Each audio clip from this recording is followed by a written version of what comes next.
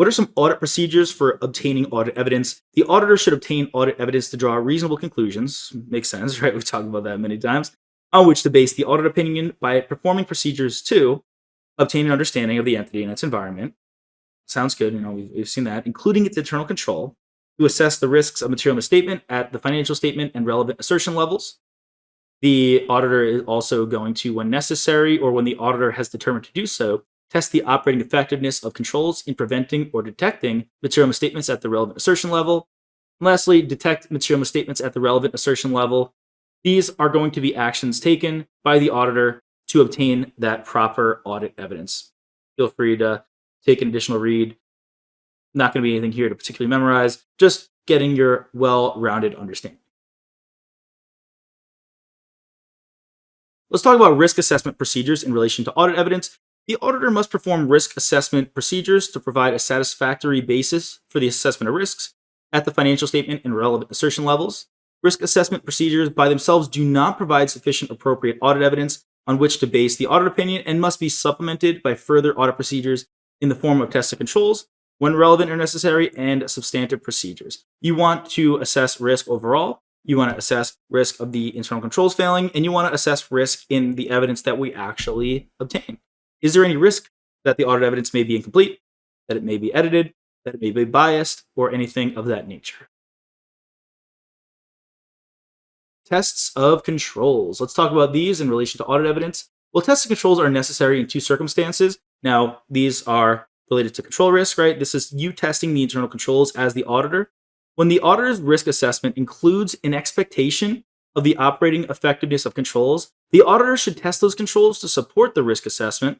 And in addition, when the substantive procedures, also known as tests of details, alone do not provide sufficient appropriate audit evidence, the auditor should perform tests of controls to obtain audit evidence about their operating effectiveness. So if you are concerned about the revenue recognition process, right, you want to talk to the accounts receivable department, you want to talk to the accounting department that records revenue. If you cannot get enough audit evidence through actual tests of details, substantive procedures, you could also perform tests of controls to see how the internal controls function to make sure that anything that is recorded is accurate. Again, if you cannot get enough documentation on that, you can't get the actual invoices, and you can't get documentation on the receipts. Now, I mean, you probably should be able to, but let's just say you can't, you can go through and re-perform the process. You can make a fake sale and watch that sale go through the entire business, right? Throughout the entire company, making sure that it gets recorded properly by each department. Because if it's not operating effectively, then you can't really trust the evidence you get from the departments. Let's talk about some factors affecting audit evidence. Now, audit evidence, all it is, it's a bunch of pieces of paper, whether it be electronic or physically. The nature and timing of the audit procedures to be used may be affected by the fact that some of the accounting data and other information may be available only in electronic form or only at certain points or periods in time. Source documents such as purchase orders, bills of lading, invoices, and checks may be replaced with electronic messages.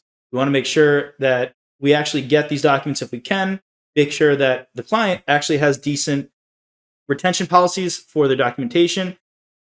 That would be something to assess when you possibly get into the client acceptance and continuance portion of the audit, right? In the very beginning, if you see that a company doesn't really save anything, if they don't save their documentation, their purchase orders, well, first off, I don't really know how they're still in business because they kind of need that documentation to run the company and keep their accounting records.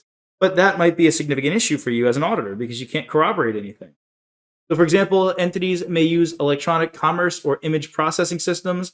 In electronic commerce, the entity and its customers or suppliers use connected computers over a public network, such as the internet, to transact business electronically. So understanding where are you getting these things? Where are you getting these pieces of information? You want to make sure that as you're sitting there in your audit room, right, whether you're at the client or at the office, or maybe you're at home, right? A lot more people are working remote these days.